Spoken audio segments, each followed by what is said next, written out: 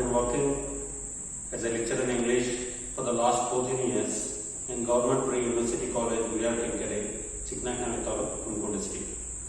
So now here I am in front of you to give some suggestions about passing an English subject in PU, second PU, and scoring the maximum marks in the subject as well. So most of the students from rural areas consider English as the most difficult subject to pass. But if you have some techniques, if you put in some effort and you have some techniques, you can easily get through the exam. You can easily pass the subject. Firstly, you try to answer the required number of questions. No, you need not actually attend the extra questions. You need not answer the extra questions. You just answer the required number of questions. Okay. And understanding the questions is very important. There is a beautiful saying in English. If you understand the questions clearly, it means half of the answer is written. Most of the students mistake the questions. Most of the students may not understand the questions properly. If you do not understand the question properly, the answers will be naturally wrong. So to understand the question is very important.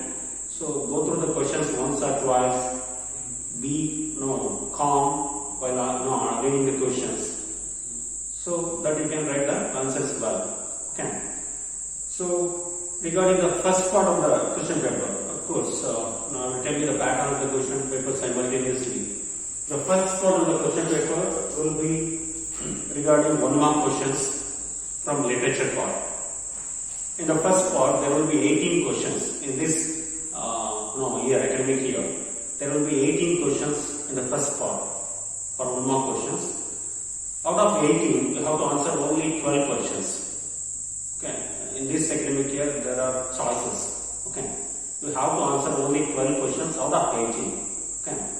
And you have to answer the questions in a word, a phrase, or a sentence.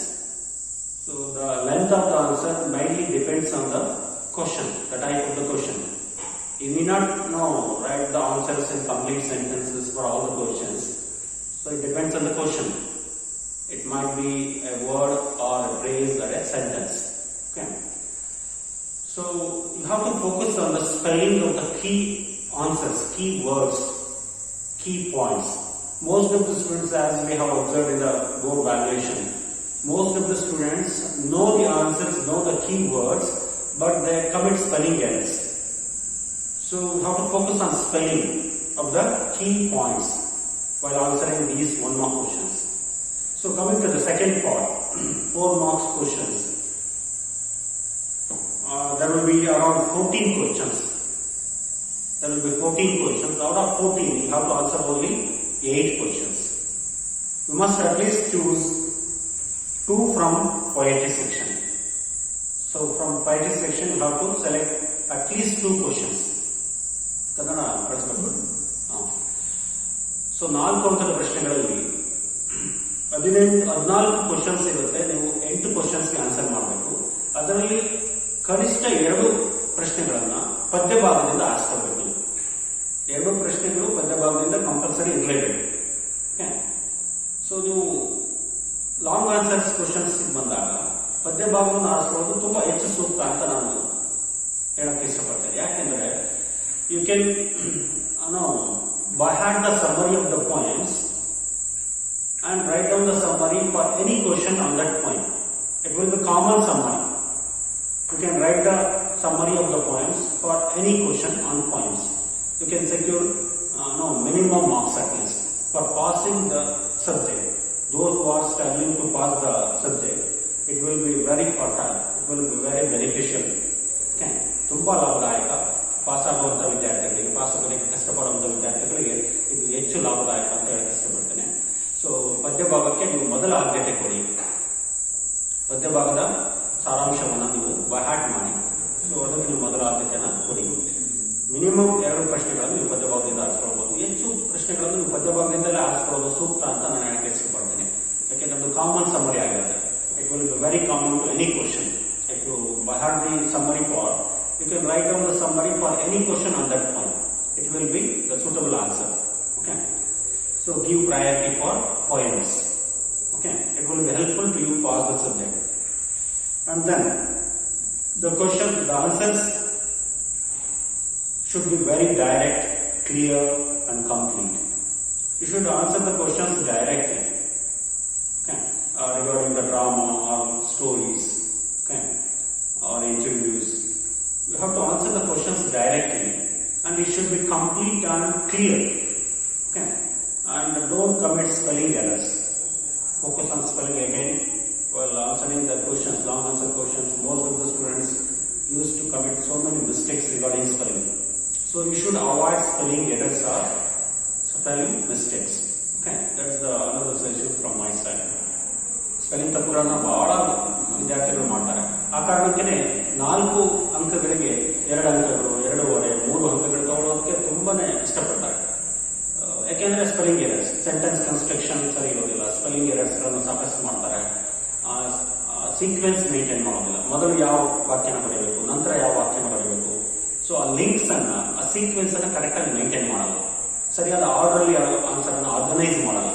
ಆ ಕಾರಣಕ್ಕೆ ಬಹಳಷ್ಟು ವಿದ್ಯಾರ್ಥಿಗಳು ಬಹಳ average marks ತಗೊಳ್ತಾರೆ. ತುಂಬಾ ಚೆನ್ನಾಗಿ ಓದಿರ್ತಾರೆ, prepare ಆಗಿರ್ತಾರೆ, ಆದ್ರೆ ಸರಿಯಾಗಿ ಸ್ಪೆಲ್ಲಿಂಗ್ ಅನ್ನ ಮೇಂಟೈನ್ ಮಾಡ್ದಲೇ, ಸೀಕ್ವೆನ್ಸ್ ಮೇಂಟೈನ್ ಮಾಡ್ದಲೇ, ಗ್ರಾಮರ್ ನ ಸರಿಯಾಗಿ ಮೇಂಟೈನ್ ಮಾಡ್ದಲೇ ಆವರೇಜ್ ಮಾರ್ಕ್ಸ್ ತಗೊಳ್ಳುವಂತ ಸ್ಥಿತಿ ಬರುತ್ತೆ.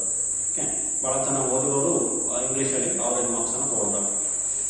ಸೊ ನಂತರ 6 marks question ಅಲ್ಲಿ again there will be 3 questions and you have to answer only 1 question out of 3. 3 ಪ್ರಶ್ನೆಗಳಲ್ಲಿ ನೀವು ಬರೀ 1 ಪ್ರಶ್ನೆಗೆ ಮಾತ್ರನೇ ಉತ್ತರ ಬರೆಯಬೇಕಾಗುತ್ತೆ. So third part, okay, second part 4 marks question, third part 6 marks question. 3ರಲ್ಲಿ 1 ಮಾತ್ರ ನೀವು ಉತ್ತರಿಸಬೇಕು. ಸೊ ಅದರಲ್ಲೂ ನೀವು ಮ್ಯಾಕ್ಸಿಮಮ್ ಮಾರ್ಕ್ಸ್ ತಗೊಳ್ಬೇಕು. ನಾನು ಹೇಳಿದಾಗೆ ಸೀಕ್ವೆನ್ಸ್ ಮೇಂಟೈನ್ ಮಾಡಿ, ಗ್ರಾಮರ್ ಕರೆಕ್ಟ್ ಆಗಿರಲಿ, ಯಾವುದೇ ಗ್ರಾಮರ್ ಮಿಸ್ಟೇಕ್ಸ್ ಮಾಡಬಾರ್ದು, ಸ್ಪೆಲ್ಲಿಂಗ್ಸ್ ಅನ್ನು ಕರೆಕ್ಟ್ ಮೇಂಟೈನ್ ಮಾಡಿ, ಕಂಪ್ಲೀಟ್ ಆನ್ಸರ್ ಇರಲಿ. ಓಕೆ, ನೀವು ಸಾಧ್ಯವಾದಷ್ಟು ಅಗೇನ್ ಪಾಯಿಂಟ್ ಮಾಡಿ ಸಮ್ಮರಿನೇ ಪ್ರಿಫರ್ ಮಾಡಿ. ಸಾಧ್ಯವಾದಷ್ಟು ಪಾಯಿಂಟ್ಸ್ ಮೊದಲು ಆದ್ಯತೆ ಕೊಡಿ. ಯಾಕೆಂದ್ರೆ ಅದು ಕಾಮನ್ ಸಮ್ಮರಿ. ನಾವು ಏನೇ ಕ್ವಶನ್ ಕೇಳಿದ್ರು ಅದು ಕಾಮನ್ ಆಗಿ ಆನ್ಸರ್ ಆಗೇ ಇರುತ್ತೆ. ಆದ್ರೆ ಈಗ ಯಾವುದೋ ಒಂದು ದೊಡ್ಡ ಡ್ರಾಮಾ, ಸನ್ನಿ ಮಾರ್ನಿಂಗ್ ಈ ತರ ಡ್ರಾಮಾ ತಗೊಂಡ್ರೆ there will be scope for many questions. ಎಷ್ಟೋ ಪ್ರಶ್ನೆಗಳನ್ನು ಕೇಳೋದಕ್ಕೆ ಅವಕಾಶ ಇರುತ್ತೆ. ವ್ಯಾಪ್ತಿ ತುಂಬಾ ದೊಡ್ಡದಾಗಿರುತ್ತೆ. ಸೊ ಸಾಕಷ್ಟು ಪ್ರಶ್ನೆಗಳನ್ನ, ಬೇರೆ ಬೇರೆ ಪ್ರಶ್ನೆಗಳನ್ನ ಕೇಳೋದಕ್ಕೆ ಸಾಧ್ಯ ಇರುತ್ತೆ. ಯಾವುದೋ ಒಂದು ಪ್ರಶ್ನೆ ಕಾಮನ್ ಆಗಿ ಯಾವುದೋ ಒಂದು ಆನ್ಸರ್ನ ಬರೆಯಕ್ಕೆ ಬರೋದಿಲ್ಲ. ಓಕೆ, ಈಗ ಸೆನ್ಸ್ ಆಫ್ ಹ್ಯೂಮರ್ ಬಗ್ಗೆ ಕೇಳಿದ್ರೆ ಸೊ ನೀವು ಯಾವುದೋ ಇನ್ನೊಂದು ಆನ್ಸರ್ನ ಬರೆದ್ರೆ ಆಗ ಅದು ಇರ್ರೆಲೆವೆಂಟ್ ಆನ್ಸರ್ ಆಗುತ್ತೆ. ಸಾಕಷ್ಟು ಕ್ವಶನ್ಸ್ ಕೇಳೋದಕ್ಕೆ ಅಲ್ಲಿ ಸಾಧ್ಯತೆ ಇರುತ್ತೆ, ವ್ಯಾಪ್ತಿ ದೊಡ್ಡದಾಗಿರುತ್ತೆ. ನೀವು ಅಲ್ಲಿ ಒಂದು ಕಾಮನ್ ಸಮ್ಮರಿ ಕೊಡೋದು ಕಷ್ಟ ಆಗುತ್ತೆ. ಸೊ ಹಾಗಾಗಿ better you prefer the points. Okay, and then regarding the passage ಸಂಬಂಧಪಟ್ಟಂತೆ ಹೇಳೋದಾದ್ರೆ it's very very very beneficial and fertile for those students who are struggling to pass the subject. ಕಷ್ಟಪಡ್ತಾ ಇರುವ ವಿದ್ಯಾರ್ಥಿಗಳು pass ಮಾಡೋದಕ್ಕೆ ಅವರಿಗೆ ತುಂಬಾನೇ ಹೆಚ್ಚು ಉಪಯುಕ್ತವಾದಂತಹ ಏರಿಯಾ ಅಂದ್ರೆ passage. Because even dullars can secure minimum 7 to 8 marks in passage. ಎಂತ ದೊಡ್ಡ ವಿದ್ಯಾರ್ಥಿಗಳು ಕೂಡ 7-8 ಅಂಕಗಳನ್ನ ತುಂಬಾ ನಿರಾಯಾಸವಾಗಿ ತೆಗೆಯುವಂತ ಒಂದು area passage. Okay, so this question is mainly based on comprehension or understanding. ಈಗ ಪ್ರತಿ ಒಂದು ಟಾಪಿಕ್ ಅನ್ನ ಇಂಟ್ರೊಡ್ಯೂಸ್ ಮಾಡಬೇಕಾದ್ರೆ ನಮ್ಮಲ್ಲಿ ಒಂದು ಉದ್ದೇಶ ಅಂತ ಇದೆ, ಒಂದು ಆಬ್ಜೆಕ್ಟಿವ್ಸ್ ಇಟ್ಕೊಂಡು ಆ ಟಾಪಿಕ್ ಅನ್ನು ಇಂಟ್ರೊಡ್ಯೂಸ್ ಮಾಡಿರ್ತಾರೆ. ಸುಮ್ಮನೆ ಹೇಳೋದಿಲ್ಲ. ಈಗ ಸೆಕೆಂಡ್ ಪಿ ನಲ್ಲಿ ಇವನ್ನೆಲ್ಲ ಇಂಕ್ಲೂಡ್ ಮಾಡಿದ್ದಾರೆ ಅಂದ್ರೆ ಅದ್ರದ್ದೇ ಒಂದು ಆಬ್ಜೆಕ್ಟಿವ್ಸ್ ಅಂತ ಇರುತ್ತೆ. ಆ ಆಬ್ಜೆಕ್ಟಿವ್ಸ್ ಫುಲ್ಫಿಲ್ ಮಾಡಬೇಕು. ಇದು ಯಾವ ಆಬ್ಜೆಕ್ಟಿವ್ ಬೇಸ್ ಮೇಲೆ ಇದೆ ಪ್ಯಾಸೇಜ್ ಅಂತಂದ್ರೆ it's mainly based on comprehension or understanding.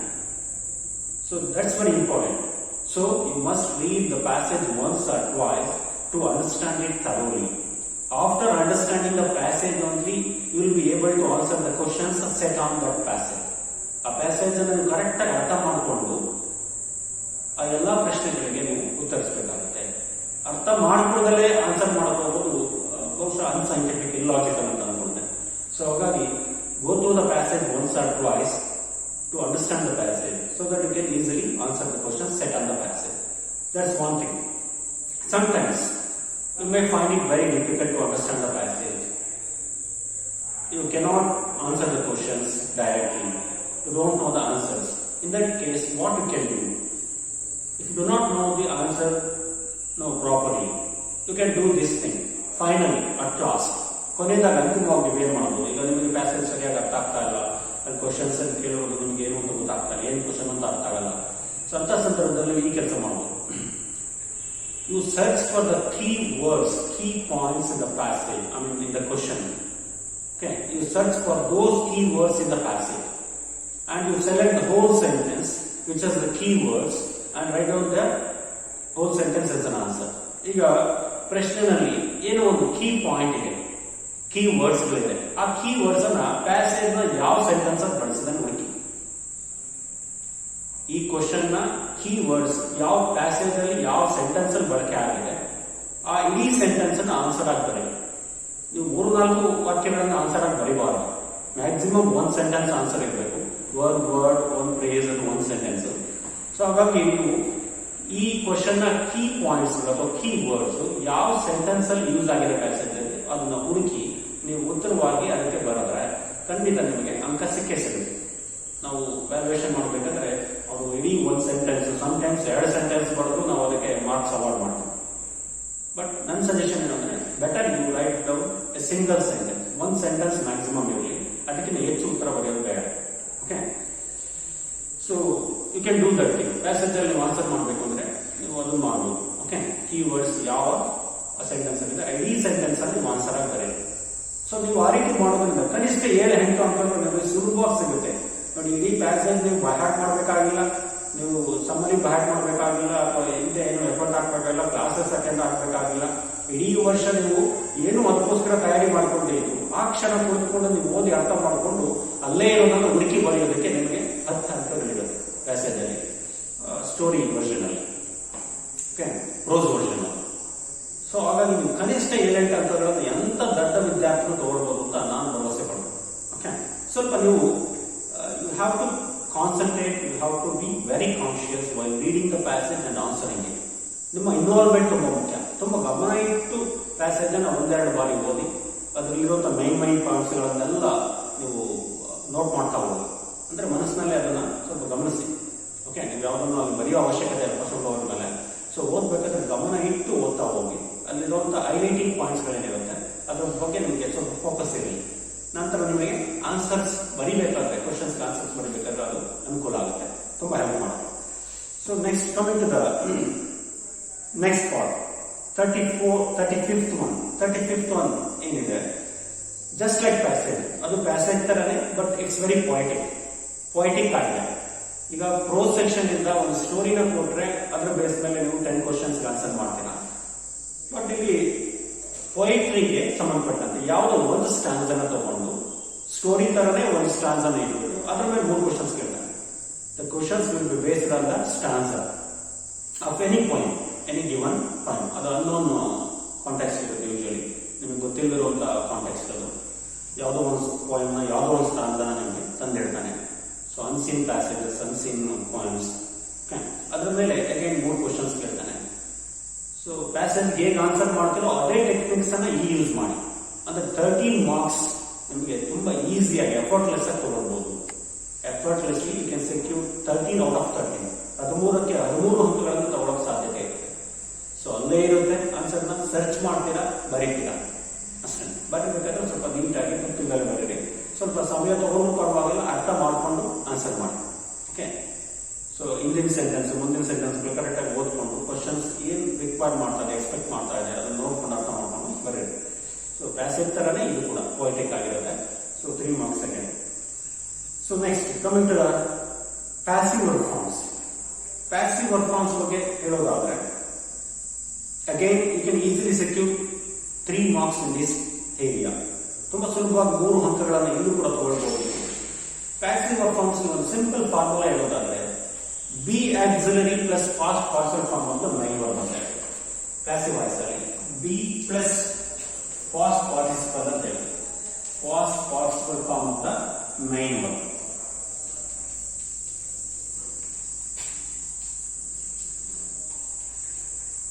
Main verb. The auxiliaries consist of is, am, or, was, were. But here, you prefer only was or were. ನಿಮಗೆ ಇದು ಮಾತ್ರ ಕೇಳ್ತಾರೆ, ಪಾಸ್ಟ್ ಪ್ಯಾಸಿವ್ ವರ್ಡ್ ಫಾರ್ಮ್ಸ್ ಮಾತ್ರ ಕೇಳ್ತಾರೆ. Subject singular ಇದ್ರೆ ನೀವು was hockey simple formula ಇದೆ. Plural ಆದ್ರೆ word hockey. If the subject is given subject is singular, you prefer was. If the subject is plural, you prefer were. Maximum cases are ನಿಮಗೆ passive, past passive forms ne keltare. Again, the main one will be past partial form. For example, was given, were taken, okay, was completed, was brought, okay. So was awarded. In this way, if the subject is singular, you prefer was. If the subject is plural, were. And as usual, you change the main verb into past partial form or third form of the main verb. Every main verb has three forms: simple present, simple past, past participle. Okay. So after finding out the main verb, I mean helping verb, was or were, then you change the main verb into third form, past partial form. Okay. So easily you can secure 3 marks in here in this area. ತುಂಬಾ ಸುಲಭವಾಗಿ 3 ಅಂಕಗಳು ತಗೊಳ್ಬಹುದು ನೀವು. ಇಲ್ಲಿ 3 blanks ಕೊಟ್ಟಿರ್ತಾನೆ. Practically ನಿಮಗೆ ಒಂದು verb ಅನ್ನು ಕೊಡ್ತಾನೆ. Take for example do. Okay, subject is going here. In the bracket they have given do. Going ಅನ್ನೋ ಸಬ್ಜೆಕ್ಟ್ ಇದೆ, ಬ್ಲಾಂಕ್ ಕೊಟ್ಟಿದ್ದಾನೆ, ಬ್ರಾಕೆಟ್ ಅಲ್ಲಿ do ಅಂತ ಒಂದು ವರ್ಬ್ ಅನ್ನು ಕೊಟ್ಟಿದ್ದಾನೆ. ಈಗ ಏನ್ ಮಾಡಬಹುದು? ಗೋಯಿಂಗ್ ಅನ್ನೋದು ಸಿಂಗ್ಯುಲರ್, ಗೋಯಿಂಗ್ ಅನ್ನೋದು singular. So you prefer singular be helping verb in past tense was.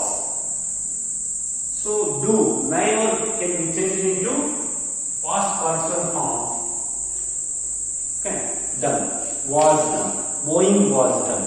Okay, naturally in an oriental manner. So in this way, if you just write down this verb phrase or verb, you can secure 1 mark. If you just write down was done, you will get a mark. ಒಂದು ಅಂಕ ಸಿಗುತ್ತೆ. was done ಅನ್ನೋದು. So ನೀವು ಮಾಡೋದು ಎಷ್ಟು? was ಅನ್ನೋ B helping verb ಅನ್ನು ಹಾಕಿದ್ರೆ ಮೈನ್ ವರ್ಬ್ ಅನ್ನು ಮೂರನೇ ಫಾರ್ಮಿಗೆ ಚೇಂಜ್ ಮಾಡಿದ್ರೆ ಇಷ್ಟಕ್ಕೆ 1 ಅಂಕ ಇರುತ್ತೆ. ಈ ರೀತಿ 3 ಹಂತಗಳನ್ನು ಸುಲಭವಾಗಿ ತಗೊಳ್ಬಹುದು. ಇದು ಕೂಡ ನೀವು ಓಕೆ. ಸಬ್ಜೆಕ್ಟ್ ಪ್ಲೂರಲ್ ಆದಾಗ ವರ್ಬ್ ಪ್ರಿಫರ್ ಮಾಡಿ, ಸಿಂಗುಲರ್ ಆದಾಗ was ಅಷ್ಟೇ. ಆಸ್ ಯೂಶುವಲ್ ಮೈನ್ ವರ್ಬ್ ಅನ್ನು ಮೂರನೇ ಫಾರ್ಮಿಗೆ ಚೇಂಜ್ ಮಾಡ್ತೀರಾ.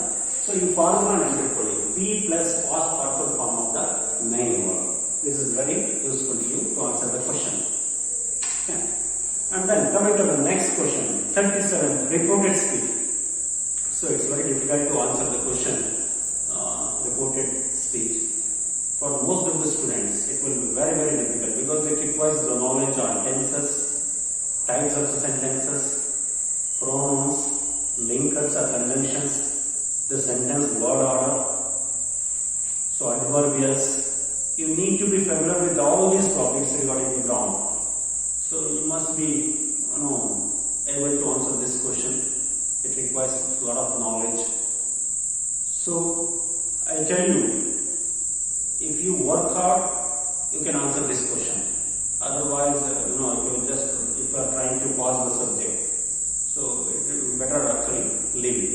Okay. So if you have to answer this question, you must be familiar with the types of sentences: declarative, okay, interrogative, explanatory, imperative. So depending upon the type of the sentence, you must prefer the reporting verb, conjunction as well. Types of the sentences ನೋಡಿಕೊಂಡು ನೀವು reporting verb ಹಾಕಬೇಕಾಗುತ್ತೆ, conjunction ಹಾಕಬೇಕಾಗುತ್ತೆ. So ಎಷ್ಟು types of sentences, ಅದಕ್ಕೆ ತಕ್ಕಂತೆ ಯಾವ reporting verb, ಯಾವ type of sentence ಬಳಸ್ತೀರಾ, ಯಾವ ಕಂಜಂಕ್ಷನ್ ಬಳಸ್ತೀರಾ. ಓಕೆ. ಸೊ ಅದನ್ನ ಸೆಂಟೆನ್ಸ್ ವರ್ಡ್ ಆರ್ಡರ್ ಹೇಗೆ ಬರೀಬೇಕು, ನೀವು ಸಾಕಷ್ಟು ನಿಮಗೆ ಮಾಹಿತಿ ಬೇಕಾಗುತ್ತೆ. ನಾವು ಈ ಜನರಲ್ ಕ್ಲಾಸ್ ಅಲ್ಲಿ ನಿಮಗೆ ಆ ಟಾಪಿಕ್ ಬಗ್ಗೆ ಡೀಟೇಲ್ ಹೇಳಕ್ಕಾಗಲ್ಲ. ಯಾಕೆಂದ್ರೆ ಅದೊಂದು ಟಾಪಿಕ್ ಅನ್ನ ನೀವು 1 ವಾರ ಟೀಚ್ ಮಾಡಬೇಕಾಗುತ್ತೆ. ಕನಿಷ್ಠ ಅಂದ್ರೂ ಕೂಡ 1 ವಾರ ಬೇಕಾಗುತ್ತೆ ನೀವು ಕಲಿಸೋದಕ್ಕೆ. ಸೊ ಹಾಗಾಗಿ ಮುಂದಿನ ಕ್ವಶನ್ ಹೋಗೋಣ. ನೆಕ್ಸ್ಟ್ ಆನ್ಸರ್ ನೋಡೋಣ. Next complete the following dialogue. Dialogue completing ಅಂತ ಹೇಳ್ತೀವಿ. This is the most advanced topic. I think ತುಂಬಾ ಅಡ್ವಾನ್ಸ್ಡ್ ಟಾಪಿಕ್ ಅಂತ ಹೇಳ್ತೀನಿ ನಾನು. ಯಾಕೆಂದ್ರೆ this is based on communication skill. This is not based on traditional grammar. ಸಾಂಪ್ರದಾಯಿಕ ವ್ಯಾಕರಣದ ಮೇಲೆ ನಿಂತಿಲ್ಲ ಈ question. This is based on communication skill, language skills. The very objective of introducing the subject, English subject, is to enable students to acquire language skills. ಇಡೀ English subject ಅನ್ನ PU ಹಂತದಲ್ಲಿ ಅಥವಾ ಯಾವುದೇ ಹಂತದಲ್ಲಿ ಇಂಟ್ರೊಡ್ಯೂಸ್ ಮಾಡುವಂತ ಮುಖ್ಯ ಉದ್ದೇಶ ಗುರಿ ಏನಂದ್ರೆ ಮಕ್ಕಳಿಗೆ ಇಂಗ್ಲಿಷ್ ಕಲಿಸಬೇಕು ಅನ್ನೋದೇ ಆಗಿದೆ. ಭಾಷಾ ಕೌಶಲ್ಯಗಳನ್ನ ಮಕ್ಕಳಿಗೆ ಕಲಿಸಬೇಕು ಅನ್ನೋದೇ ಅದರ ಮುಖ್ಯ ಉದ್ದೇಶ. ಬಟ್ ದುರಂತ ಏನು ಅಂದ್ರೆ ಆ ಪ್ರಯತ್ನ ಸರಿಯಾಗಿ ಆಗ್ತಾ ಇಲ್ಲ. ಆ ನಿಟ್ಟಿನಲ್ಲಿ ಶಿಕ್ಷಕರು ಯಶಸ್ವಿ ಆಗ್ತಾ ಇಲ್ಲ, ಮಕ್ಕಳು ಕೂಡ ಕಲಿಯಕ್ಕೆ ಆಗ್ತಾ ಇಲ್ಲ. ಯಾಕಂದ್ರೆ ಇಂಗ್ಲಿಷ್ ಕಲಿಯೋದಕ್ಕೆ ಸೂಕ್ತವಾದಂತಹ ವಾತಾವರಣ ಮತ್ತೆ ಸೌಲಭ್ಯಗಳು ವಿದ್ಯಾರ್ಥಿಗಳಿಗೆ ಸಿಗ್ತಾ ಇಲ್ಲ, ಅದರಲ್ಲೂ ಗ್ರಾಮೀಣ ಪ್ರದೇಶಗಳಲ್ಲಿ. ಸೊ ಒಂದು ಕಡೆ ಅದು ಕಡಿಮೆಗೊಳಿಸಲ್ಪಡ್ತಾ ಇದೆ. ಸೊ ಕಾರಣ ಇಲ್ಲಿ ನಾವು ಯಾರನ್ನು ಘೋಷಣೆ ಮಾಡೋದಲ್ಲ, ಒಂದು ಸೂಕ್ತವಾದ ವಾತಾವರಣ ಅದಕ್ಕೆ ಪೂರ್ವಕವಾಗಿ ನಿರ್ಮಾಣ ಆಗಿಲ್ಲ ಅನ್ನೋದು ನನ್ನ ಭಾವನೆ. ಸೊ ಇದರ ಒಂದು ಪರಿಣಾಮವಾಗಿ ನಂತರ ದಿನಗಳಲ್ಲಿ ಅರ್ಥ ಆಗುತ್ತೆ ಇಂಗ್ಲಿಷ್ನ ಅವಶ್ಯಕತೆ ಎಷ್ಟಿದೆ ಅನ್ನೋದು. ಸೊ ಹಾಗಾಗಿ ಮುಖ್ಯ ಉದ್ದೇಶ ಇಂಗ್ಲಿಷನ್ನು ಇಂಟ್ರೊಡ್ಯೂಸ್ ಮಾಡುವಂಥದ್ದು, ಭಾಷಾ ಕೌಶಲ್ಯ ಕಲಿಸೋದಕ್ಕೆ ಆದರೂ ಕೂಡ ಅದು ಹೀಗೆ ಅರ್ಥ ಅಲ್ಲ. ಇತ್ತೀಚೆಗೆ ಏನಾಗಿದೆ ಅದನ್ನು ಮನಗಂಡು ಕಮ್ಯುನಿಕೇಶನ್ ಸ್ಕಿಲ್ಸ್ ಬೇಸ್ ಮೇಲಿರುವಂತಹ ಕೆಲವು ಟಾಪಿಕ್ಸ್ ಅನ್ನ ಸಿಲೆಬಸ್ ಅಲ್ಲೇ ಇನ್ಕ್ಲೂಡ್ ಮಾಡಿದ್ದಾರೆ, ಕೆಲವು ಸುಧಾರಣೆಗಳು ಮಾಡಿದ್ದಾರೆ ಟೆಕ್ಸ್ಟ್ ಬುಕ್ ಬಗ್ಗೆ ಕೂಡ. ಸೊ ಹಾಗಾಗಿ ಇದು ಲಾಂಗ್ವೇಜ್ ಸ್ಕಿಲ್ಸ್ ಮೇಲೆ, ಕಮ್ಯುನಿಕೇಶನ್ ಸ್ಕಿಲ್ಸ್ ಮೇಲೆ ಫೋಕಸ್ ಮಾಡೋದು ಈ ಕ್ವಶನ್ ಡೈಲಾಗ್ ಕಂಪ್ಲೀಟಿಂಗ್. ಇಲ್ಲಿ ಹೇಗೆ ಅಂದ್ರೆ again this is for 4 marks, 4 ಅಂಕಗಳಿರುತ್ತೆ ಈ ಕ್ವಶನ್. ಕ್ವಶನ್ ನಂಬರ್ 38, 38ನೇ ಪ್ರಶ್ನೆ ಕಮ್ಯುನಿಕೇಶನ್ ಸ್ಕಿಲ್ಸ್ ಮೇಲೆ. This is purely based on communication skills. Okay, you go through the whole conversation. Firstly, what you have to do, you go through the whole conversation and try to understand the context on which this conversation is built. ಇಡೀ conversation ಸಂಭಾಷಣೆನ ಒಂದ್ಸಲ ಓದ್ಕೊಳ್ಳಿ, ಒಂದೆರಡು ಬಾರಿ, in order to understand the context in which this conversation is built. ಯಾವ ಪರಿಸ್ಥಿತಿ ಅಥವಾ ಹಿನ್ನೆಲೆ ಮೇಲೆ ಈ ಸಂಭಾಷಣೆನ ನಿರ್ಮಾಣ ಮಾಡಿದಾರೋ, ಸೊ ಅದು ಅರ್ಥ ಆಗಬೇಕು ಅಂದ್ರೆ ನೀವು ಓದ್ಕೊಳ್ಬೇಕು ಒಂದೆರಡು ಬಾರಿ conversation. Okay, and after understanding the situation of the context on which the conversation is built, you can start answering the questions. You can start filling in the blanks with appropriate dialogues. Proper dialogues ನೀವು ಬರೆಯೋದಕ್ಕೆ try ಮಾಡಬಹುದು. Better you observe the previous sentence and the next sentences in order to get some clues. ನಿಮ್ಗೆ ಕೆಲವು clues ಸಿಗುತ್ತೆ. ಈಗ ಇಂದಿನ sentence ಮುಂದಿನ sentence ಗಳನ್ನ ಓದಿದ್ರೆ ಆ ಪರ್ಟಿಕ್ಯುಲರ್ ಸಿಚುವೇಶನ್ ಯಾವ ಡೈಲಾಗ್ ಬರಬೇಕು ಅನ್ನೋದು ನೀವು ಮನಗಂಡಬಹುದು. ಫಾರ್ ಎಕ್ಸಾಂಪಲ್, ಈಗ ಇಲ್ಲೊಂದು ಎಕ್ಸಾಂಪಲ್ ಇದೆ. Okay, there are 2 friends discussing an event. ಒಂದು ಇವೆಂಟ್ ಅನ್ನ ಇಲ್ಲಿ ಡಿಸ್ಕಸ್ ಮಾಡೋದಕ್ಕೆ ಇಬ್ಬರು ಫ್ರೆಂಡ್ಸ್ ಸೇರಿದ್ದಾರೆ. Okay, Habi, hi Shashidhar. Next Shashidhar ಬಂದ್ಬಿಟ್ಟು ಹೇಳ್ತಾನೆ responding to greeting. So you can say hi Habi, hi Habi, very good morning. So I will tell you the general situations will be based on greeting, hi, hello, good morning, how are you, how do you do. So this is concerning with the greeting part, wishing or greeting. Hi, hello, good morning, how are you, how do you do, how about you. So the blanks will be based on these greeting parts, and then seeking permission, asking for information, asking for favor, offering help, thanksgiving. Okay, so the questions or the blanks will be based on these communication expressions, language expressions and functions. Mainly the dialogues will be based on these areas: greeting, seeking permission, offering help, asking for help, asking for information, thanksgiving. Okay, so you just focus on these areas. You can easily answer the question. And moreover, one more thing, you can observe the instruction given in the bracket. After the blank or dash, in the bracket there will be an instruction. Bracket ಅಲ್ಲಿ ಒಂದು blank ಕೊಟ್ಟ ನಂತರ dialogue ನೀವೇನ್ ಬರೀಬೇಕು, ಆ blank ಇರುತ್ತಲ್ಲ ಅದರ ನಂತರ ಬ್ರಾಕೆಟ್ ಅಲ್ಲಿ ನಿಮ್ಗೊಂದು ಸೂಚನೆ ಕೊಟ್ಟಿರ್ತಾನೆ. Responding to greeting, expressing sympathy, giving information, agreeing. These are the instructions given in the bracket.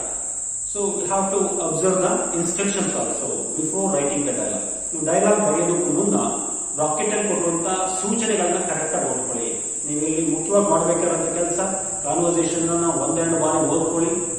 ಯಾವ ಸಿಚುವೇಶನ್ ಬೇಸ್ ಮೇಲೆ ಕಾನ್ವರ್ಸೇಷನ್ ಇದೆ ಅಂತ ನಿಮ್ಗೆ ಅರ್ಥ ಆಗುತ್ತೆ. ಯಾಕೆಂದ್ರೆ ಆ ಸಿಚುವೇಶನ್ ಕಾಂಟೆಕ್ಸ್ಟ್ ನಿಮ್ಗೆ ಅರ್ಥ ಆಗೋದು ಬಹಳ ಮುಖ್ಯ. ಯಾವ ಹಿನ್ನೆಲೆಯಲ್ಲಿ ಸನ್ನಿವೇಶದಲ್ಲಿ ಸಂಭಾಷಣೆ ನಡೀತಾ ಇದೆ, ಯಾರ ಮಧ್ಯೆ ನಡೀತಾ ಇದೆ, ಅದು ನನಗೆ ಅರ್ಥ ಮಾಡ್ಕೊಳ್ಳೋದು ಮುಖ್ಯ. ಮತ್ತೆ ಇಂದಿನ ಮತ್ತೆ ಮುಂದಿನ ಸೆಂಟೆನ್ಸ್ ಗಳನ್ನು ಕರೆಕ್ಟ್ ಆಗಿ ಓದ್ಕೊಂಡ್ರೆ ಅಲ್ಲಿ ಏನ್ ಬರೀಬೇಕು ಅನ್ನೋದು ಸುಲಭವಾಗಿ ಗೊತ್ತಾಗುತ್ತೆ. ಆ ಸೀಕ್ವೆನ್ಸ್ ನಿಮಗೆ ಹೇಳುತ್ತೆ. ಮತ್ತೆ ಬ್ರಾಕೆಟ್ ಅಲ್ಲಿ ಕೊಟ್ಟರೆ ಸೂಚನೆ ನೀವು ಅರ್ಥ ಮಾಡ್ಕೊಂಡ್ರೆ ಇನ್ನೂ ನಿಮ್ಗೆ ಹೆಲ್ಪ್ ಆಗುತ್ತೆ. ಮತ್ತೆ ನಿಮಗೆ ಕೇಳುವಂತ ಕ್ವಶನ್ ಸಾಮಾನ್ಯವಾಗಿ ನಾನು ಹೇಳಿದಾಗೆ greeting, seeking permission, offering help, seeking for help, Okay, or asking for help, asking for information, expressing sympathy, complimenting, thanksgiving, ಈ ಏರಿಯಾಸ್ ಮೇಲೆ ಇರುತ್ತೆ ಸಹಜವಾಗಿ. Easily you can secure 4 marks in this area also. ನಿಮಗೆ ಇಲ್ಲೂ ಕೂಡ 4 ಅಂಕಗಳು ತುಂಬಾ ಸುಲಭವಾಗಿರುತ್ತೆ. ಯಾವುದೇ ನೀವು ಕಷ್ಟಪಡ್ತಾರೆ ನಿರಾಯಾಸವಾಗಿ ಬರುವಂತ ಮಾರ್ಕ್ಸ್ಗಳಿದ್ದಾವೆ. ಪಾಸಿಂಗ್ ಬಹುಶಃ ಕಷ್ಟನೇ ಅಲ್ಲ. ಬಹಳ ವಿದ್ಯಾರ್ಥಿಗಳು ಅಂದ್ಕೊಳ್ತಾರೆ ಇಂಗ್ಲಿಷು ಕಬ್ಬಿಣದ ಕಡಲೆ ಅರ್ಥ ಆಗಲ್ಲ, ತುಂಬಾ ಕಷ್ಟ ಇಂಗ್ಲಿಷ್ ನಮಗೆ. ಖಂಡಿತ ಪಾಸಿಂಗಿಗೆ ತುಂಬಾ ಸುಲಭವಾದ ರೀತಿಯಲ್ಲಿ ಪ್ಯಾಟರ್ನ್ ರೆಡಿ ಮಾಡಿದ್ದಾರೆ. ನೀವು ಸ್ವಲ್ಪ ಇನ್ವಾಲ್ವ್ಮೆಂಟ್ ತೋರಿಸ್ಬೇಕು, ಎಫರ್ಟ್ ಹಾಕಬೇಕು. ಓಕೆ, ನೀವು ಅದರಲ್ಲಿ ಇನ್ವಾಲ್ವ್ ಆದಷ್ಟು ಸ್ವಲ್ಪ ಎಫರ್ಟ್ ಅನ್ನು ಹಾಕಿದಷ್ಟು ಸುಲಭ ಆಗುತ್ತೆ. Yes, next coming to the next question, 39th one, expressions, idioms and phrases. Idioms and phrases. Phrasal words or expressions. ನುಡಿಗಟ್ಟುಗಳು ಅಂತ ಕನ್ನಡದಲ್ಲಿ ಕೇಳಿರೋದು. ಅದು ನಾನು ಇಂಗ್ಲಿಷಲ್ಲಿ idioms ಅಂತ ಕರೀತೀವಿ. idioms ನುಡಿಗಟ್ಟುಗಳು. ಬಹುಶಃ ಇದು ನೇಟಿವ್ ಸ್ಪೀಕರ್ಸ್ ಮಾತ್ರನೇ ಗೊತ್ತಾಗುತ್ತೆ. ನುಡಿಗಟ್ಟುಗಳು ಸಾಮಾನ್ಯವಾಗಿ ಯಾರೋ ಅನ್ಯ ಭಾಷೆಗಳಿಗೆ ಅರ್ಥ ಆಗಲ್ಲ. ಇಂಗ್ಲಿಷ್ ನುಡಿಗಟ್ಟುಗಳನ್ನು ನಾವು ಮಾತಾಡೋದು ಕಷ್ಟ, ಕನ್ನಡದಲ್ಲಿರೋ ನುಡಿಗಟ್ಟುಗಳನ್ನ ಫಾರಿನರ್ಸ್ ಕಲಿಯೋದು ಕಷ್ಟ. ಯಾಕೆಂದ್ರೆ ಅದು ಪ್ರಾದೇಶಿಕವಾಗಿರುತ್ತೆ, ಅಲ್ಲಿ ಸ್ಥಳೀಕರಿಗೆ ಮಾತ್ರ ಗೊತ್ತಿರುತ್ತೆ, ಬೇರೆಯವರು ಅದನ್ನು ಬಳಸೋದು ಕಷ್ಟ. Okay, for example, poke one's nose into others business ಅಂತ. Poke one's nose into others business. ಇನ್ನೊಬ್ಬರ ವಿಷಯದಲ್ಲಿ ಮೂಗು ತೋರಿಸೋದು ಒಂದು ನುಡಿಗಟ್ಟು. ಈಗ ನೀವು ಯಾರೋ ಇಬ್ಬರು ಸಂಭಾಷಣೆಯಲ್ಲಿ ಅವರೇನೋ ಮಾತಾಡ್ತಿರ್ತಾರೆ, ತುಂಬಾ ಕಾನ್ಫಿಡೆನ್ಷಿಯಲ್ ಮ್ಯಾಟರ್ಸ್, ಸುಮ್ಮನೆ ಈಗ ಬೇಡದೇ ಇರೋ ಯಾರೋ ವ್ಯಕ್ತಿ ಹೋಗಿ ಇಂಟರ್ಫಿಯರ್ ಮಾಡಿದ್ರೆ ಅದನ್ನ ಮೂಗು ತೋರಿಸುವಂಥದ್ದು, ಇನ್ನೊಬ್ಬರ ವಿಷಯದಲ್ಲಿ ಮೂಗು ತೋರಿಸೋದು ಅಂತ ಹೇಳಿ ನುಡಿಗಟ್ಟು. ಅದನ್ನೇ ಇಂಗ್ಲಿಷಲ್ಲಿ ನಾವು poke one's nose into others business ಅಂತ ಹೇಳಿ, ಇನ್ನೊಬ್ಬರ ವಿಷಯದಲ್ಲಿ ಮೂಗನ್ನ ತೋರಿಸೋದು. ನೀವು ಅಕ್ಷರ ಸಹ ಅರ್ಥನ ಇಲ್ಲಿ ನೋಡೋಕ್ಕಾಗಲ್ಲ. ಇದು ತುಂಬಾ ಕಷ್ಟ ವಿದ್ಯಾರ್ಥಿಗಳು. ಯಾಕೆಂತಂದ್ರೆ you can't get the literal meaning here. ಅಕ್ಷರ ಸಹ ಅರ್ಥ ಅಂತ ಏನ್ ಹೇಳ್ತೀವಿ ಅದನ್ನ ನೀವು ನೋಡಿದ್ರೆ ಇಲ್ಲಿ ಆನ್ಸರ್ ಮಾಡೋಕ್ಕಾಗಲ್ಲ. You can only guess the answer ಸಿಗಲ್ಲ. But if you know the meanings of these idioms and phrases, then only you can answer this question. ಈ ಕ್ವಶನ್ಸ್ ನೀವು ಆನ್ಸರ್ ಮಾಡಬೇಕು ಅಂದ್ರೆ ಐಡಿಯಮ್ಸ್, ಫ್ರೇಸಲ್ ವರ್ಡ್ಸ್ ಅನ್ನ ಪರಿಚಯ ನಿಮಗೆ ಇರಬೇಕು. ಆ ನುಡಿಗಟ್ಟುಗಳು ಗೊತ್ತಿರ್ಬೇಕು, ನಿಮಗೆ ಗೊತ್ತಿದ್ರೆ ಮಾತ್ರ ಆನ್ಸರ್ ಮಾಡಬಹುದು. ಸೊ ಅದಕ್ಕೆ ನಿಮಗೆ ವೊಕ್ಯಾಬ್ಯುಲರಿ ಹೆಚ್ಚೆಚ್ಚು ತಿಳ್ಕೊಳ್ಳೋ ಅವಶ್ಯಕತೆ ಇದೆ. You have to improve your vocabulary. ಸ್ವಲ್ಪ ನಿಮ್ಮ ಶಾಬ್ದಿಕ ಸಂಪತ್ತನ್ನು ಹೆಚ್ಚಿಸ್ಕೊಳ್ಬೇಕು. ಓಕೆ, ಸೊ ಆದ್ಮೇಲೆ ಪುನಃ ಗೆಸ್ ಮಾಡಿ ಬರೀ. ಆ ಕಾಂಟೆಕ್ಸ್ಟ್ ಅಲ್ಲಿ ಏನ್ ಬರೀಬಹುದು, ಆ ಸಿಚುವೇಶನ್ ಏನ್ ಸೂಟ್ ಆಗುತ್ತೆ. ನಿಮ್ಗೆ ಬ್ರಾಕೆಟ್ ಅಲ್ಲಿ ಅಲ್ಲೇ ಕೊಟ್ಟಿರೋದ್ರಿಂದ ನಿಮ್ಗೆ ಹೆಲ್ಪ್ ಆಗುತ್ತೆ. ಅಲ್ಲಿ ಬ್ರಾಕೆಟ್ ಅಲ್ಲಿ ಆನ್ಸರ್ಸ್ ಕೊಡದೇ ಇದ್ದಿದ್ರೆ ನೀವು ಸೆಲೆಕ್ಟ್ ಮಾಡಕ್ ಆಗಲ್ಲ. ಬಹಳಷ್ಟು ಜನ ಅದರಲ್ಲಿ ಫೇಲ್ಯೂರ್ ಆಗೋದು. ಅಲ್ಲೇ ಕೊಟ್ಟಿರೋದ್ರಿಂದ ಮತ್ತೆ ನಿಮ್ಮ ಟೆಕ್ಸ್ಟ್ ಬುಕ್ ಇಂದಲೇ ಕಾಂಟೆಕ್ಸ್ಟ್ ಆಗಿರೋದ್ರಿಂದ, ನಿಮ್ಮ ಓನ್ ಟೆಕ್ಸ್ಟ್ ಇಂದಲೇ ಸಿಲೆಬಸ್ ಇಂದಲೇ ಆ ಕ್ವಶನ್ಸ್ ಅನ್ನು ಎಕ್ಸ್ಟ್ರಾಕ್ಟ್ ಮಾಡಿ ಕೊಡೋದ್ರಿಂದ you can easily understand the context, you can easily answer the questions as well. At least you try to guess ಮಾಡಿ ಆನ್ಸರ್ ನ ಖಂಡಿತ ಬರೀಬಹುದು. Okay, so next coming to the 40th question, 40ನೇ ಪ್ರಶ್ನೆ. It's regarding linkers. Linkers ಗೆ ಸಂಬಂಧಪಟ್ಟಿದೆ. So you have to know the meaning and functions of the linkers as well in order to answer it. ಈ ಪ್ರತಿಯೊಂದು ಲಿಂಕರ್ಗೆ ಅದರದ ಒಂದು meaning ಇರುತ್ತೆ, ಒಂದು ಫಂಕ್ಷನ್ ಅಂತ ಇರುತ್ತೆ. ಫಾರ್ ಎಕ್ಸಾಂಪಲ್, ಈಗ ಬಟ್ ಕಾಂಟ್ರಾಡಿಕ್ಟರಿ ಲಿಂಕರ್ ಅಂತ ಹೇಳಿ, ಬಟ್ ಅನ್ನೋದನ್ನ ಕಾಂಟ್ರಾಡಿಕ್ಟರಿ ಲಿಂಕರ್. ಏನ್ ಕಾಂಟ್ರಾಡಿಕ್ಷನ್ ಅಂತ ಹೇಳಿದ್ರೆ ವಿರುದ್ಧವಾದ ಸನ್ನಿವೇಶಗಳಲ್ಲಿ ಬಳಸುವಂಥದ್ದು. For example, he worked very hard but he failed in the examination. Look at the contradictory. He worked very hard. It shows some positive attitude. It has some positive meaning in it. He worked very hard. It has some positive vibration. But he failed in the examination. Again, it's negative. Both are opposite. Those who work hard will not fail. Those who have failed have not worked. But there is a contradiction, ವಿರೋಧಾಭಾಸ ಅಂತ ಹೇಳ್ತೀವಿ. ವಿರುದ್ಧವಾದ ಸನ್ನಿವೇಶಗಳು ಹೇಳಿಕೆಗಳಿದ್ದಾಗ ಮತ್ತೆ ನಾವು but ಅಂತ ಬಳಸ್ತೀವಿ to combine the sentences, to join the sentences. Linkers ಅನ್ನ ನಾವು ಕಂಜಂಕ್ಷನ್ಸ್ ಅಂತ ಹೇಳ್ತೀವಿ. ಹೈಸ್ಕೂಲ್ ಹಂತದಲ್ಲಿ ಕಂಜಂಕ್ಷನ್ಸ್ ಅಂತ ಓದ್ತೀರಾ, ಅದನ್ನ ನಾವು PU ಲೆವೆಲ್ ಅಲ್ಲಿ ಲಿಂಕರ್ಸ್ ಅಂತ ಇಟ್ಟಿದ್ದೀವಿ. ಸೊ ಈಗ ಒಂದು ಉದಾಹರಣೆ ತಗೊಳ್ಳೋದಾದ್ರೆ, ನಾನು ಹೇಳಿದಾಗೆ ಬಟ್ ಅನ್ನೋದನ್ನ ಈ ಕಾಂಟ್ರಾಡಿಕ್ಟರಿ ಸ್ಟೇಟ್ಮೆಂಟ್ಸ್ ಗಳನ್ನ ಜಾಯಿನ್ ಮಾಡೋದಕ್ಕೆ ಈ ಲಿಂಕರ್ ಅನ್ನು ಬಳಸಬಹುದು. ಅದೇ ರೀತಿ ಪ್ರತಿ ಲಿಂಕರ್ಗೂ ಅದಕ್ಕೆ ಒಂದು ಫಂಕ್ಷನ್ ಅಂತ ಇರುತ್ತೆ, ಒಂದು ಮೀನಿಂಗ್ ಇರುತ್ತೆ, ಒಂದು ಫಂಕ್ಷನ್ ಇರುತ್ತೆ. ಆ ಫಂಕ್ಷನ್ ಅನ್ನ ಪರ್ಫಾರ್ಮ್ ಮಾಡೋದಕ್ಕೆ ಆ ಪರ್ಟಿಕ್ಯುಲರ್ ಪ್ಲೇಸ್ ಆ ಲಿಂಕರ್ ಅನ್ನ ಯೂಸ್ ಮಾಡ್ತೀವಿ. In order to maintain some sequence, in order to organise the whole paragraph. Linkers ನ ರೋಲ್ ತುಂಬಾ ಮುಖ್ಯ. ಯಾಕೆಂದ್ರೆ ಒಂದು ಪ್ಯಾರಾಗ್ರಾಫ್ ನ ರಚನೆ ಮಾಡಬೇಕು ಅಂದ್ರೆ ಸೆಂಟೆನ್ಸ್ ಗಳ ಮಧ್ಯೆ ಲಿಂಕ್ಸ್ ಮೇಂಟೈನ್ ಮಾಡೋದು ತುಂಬಾ ಮುಖ್ಯ. ಒಂದು ಸಂಘಟನೆ ಮಾಡಬೇಕು ಅಂದ್ರೆ ಈ ಒಂದು ಪ್ಯಾರಾಗ್ರಾಫ್ ನ ಸಂಘಟನಾತ್ಮಕವಾಗಿ ಬರೀಬೇಕು ಅಥವಾ ಬಳಸಬೇಕು ಅಂತಂದ್ರೆ ಲಿಂಕರ್ಸ್ ನ ಪಾತ್ರ ತುಂಬಾ ಮುಖ್ಯ. It plays an important role in organising the whole paragraph. So you must be familiar with the meaning and function of that particular linkers. ಆ ಲಿಂಕರ್ಸ್ ಮೀನಿಂಗ್ ಮತ್ತೆ ಫಂಕ್ಷನ್ಸ್ ನಿಮ್ಗೆ ಗೊತ್ತಿದ್ರೆ ಮಾತ್ರ ನೀವು ಸೂಕ್ತವಾಗಿ ಬಳಸೋದಕ್ಕೆ ಸಾಧ್ಯ ಆಗುತ್ತೆ. ಸೊ ಸಾಧ್ಯವಾದಷ್ಟು ನೀವು ಅರ್ಥ ಮಾಡ್ಕೊಳ್ಳಿ ಮೀನಿಂಗ್ ಅನ್ನ, ಮತ್ತೆ ಪರ್ಟಿಕ್ಯುಲರ್ ಪ್ಲೇಸ್ ಅಲ್ಲಿ ಕರೆಕ್ಟ್ ಲಿಂಕರ್ ಅನ್ನು ಹಾಕಿ.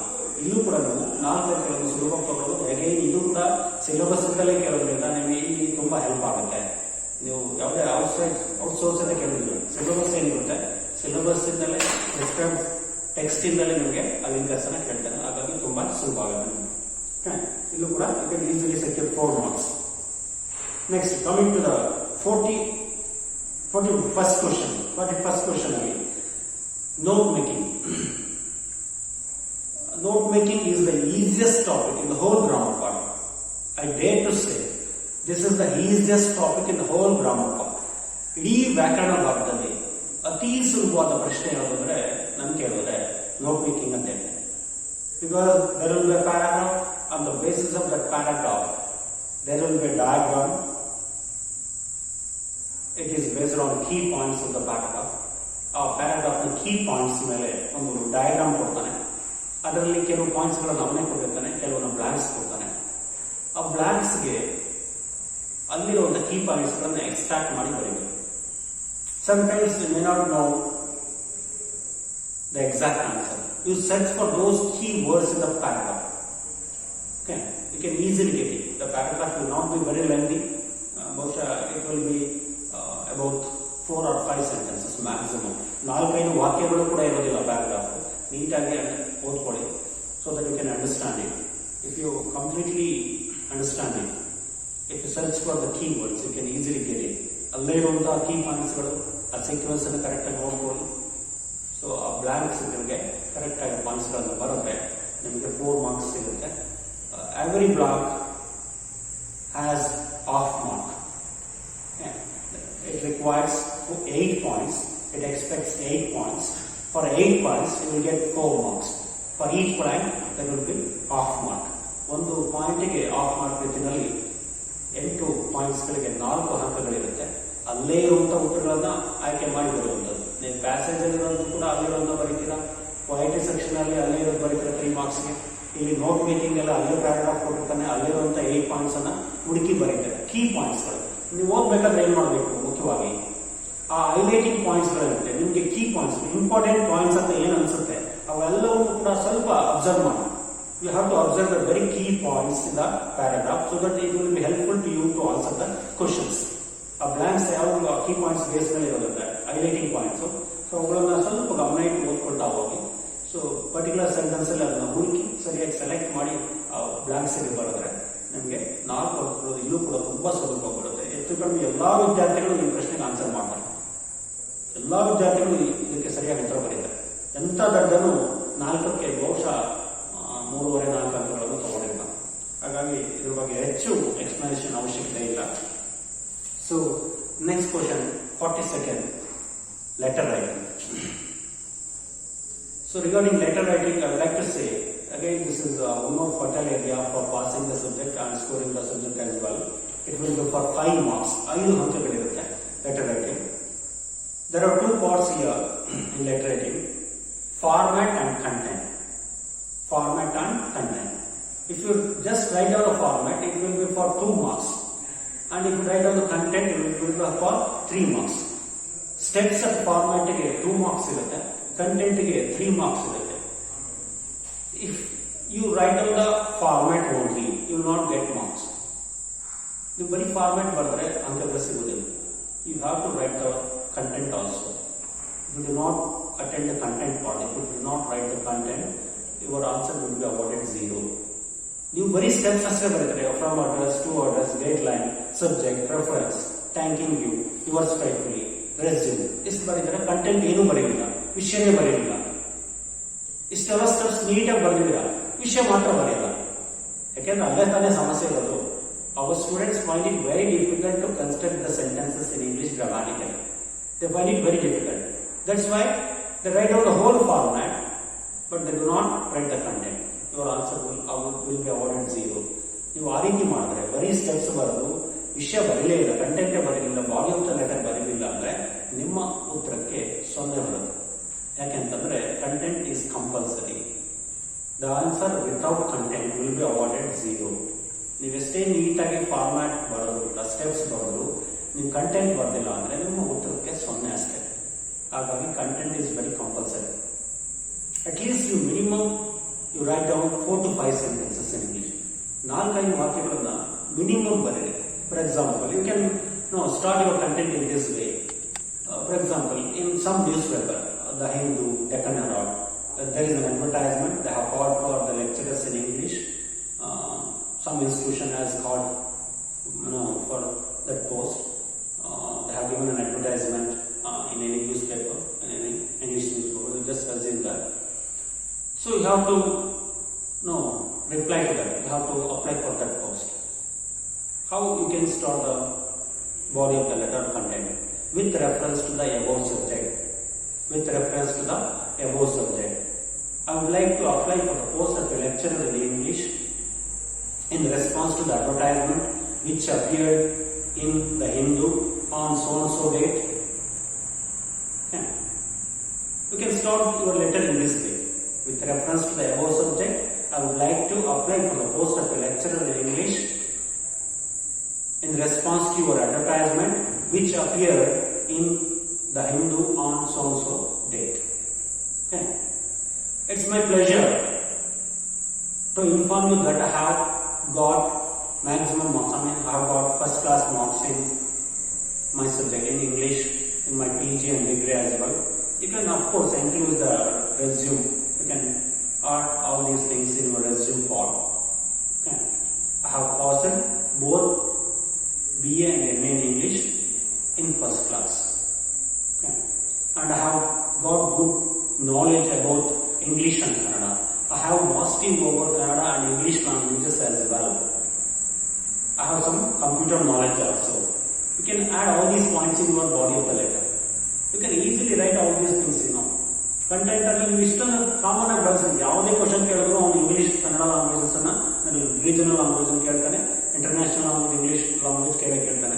ಸೊ ಇದು ಕಾಮನ್ ಆಗಿ ಬಳಸಬಹುದು. I have mastery over Kannada and English languages ಅಂತ ಒಂದು ಸೆಂಟೆನ್ಸ್ ಬರೀರಿ. Okay. I have passed both degree and master degree in first class. Same sentence. Okay. ಇನ್ನು ಸ್ಟಾರ್ಟಿಂಗ್ ಅಲ್ಲಿ ಬಂದ್ಬಿಟ್ರೆ ನೀವು with reference to the above subject I would like to apply for the post of. ಅಲ್ಲಿವರೆಗೂ common ಆಗಿರುತ್ತೆ. ಯಾವ post ಕೇಳಿರ್ತಾನೋ ಆ post ಹೆಸರನ್ನ ಅಲ್ಲಿ ಹಾಕಿ ಸಾಕು. ಯಾವ ನ್ಯೂಸ್ ಪೇಪರ್ ಅಲ್ಲಿ ಆಡ್ ಕೊಟ್ಟಿರ್ತಾನೆ ಕ್ವಶನ್, ಆ ನ್ಯೂಸ್ ಪೇಪರ್ ನೇಮ್ ಚೇಂಜ್ ಮಾಡಿ. ಯಾವ ಡೇಟ್ ಅಲ್ಲಿ ಆಡ್ ಬಂದಿದೆಯೋ ಆ ಡೇಟ್ ಮಾತ್ರ ಚೇಂಜ್ ಮಾಡಿ. ಇನ್ನುಳಿದಂತೆ ಸೇಮ್ ಸೆಂಟೆನ್ಸಸ್ ಇರುತ್ತೆ. You have to know how you have to initiate the body of the letter content. ಬಹಳಷ್ಟು ಜನಕ್ಕೆ ಸಮಸ್ಯೆ ಏನಂದ್ರೆ ಅದನ್ನು ಹೇಗೆ ಇನಿಷಿಯೇಟ್ ಮಾಡಬೇಕು, ಪ್ರಾರಂಭ ಮಾಡಬೇಕು ಕಂಟೆಂಟ್ ಅನ್ನ ಅನ್ನೋದೇ ಗೊತ್ತಾಗಲ್ಲ. ಈ ಕನ್ನಡದಲ್ಲಿ ನೀವು ಬಳಸ್ತೀರಾ ಮೇಲ್ಕಂಡ ವಿಷಯಕ್ಕೆ ಸಂಬಂಧಿಸಿದಂತೆ ವಿಷಯ ಅಂತ ಬರೀತೀರಾ, ಉಲ್ಲೇಖ ಅಂತ ಬರೀತೀರಾ.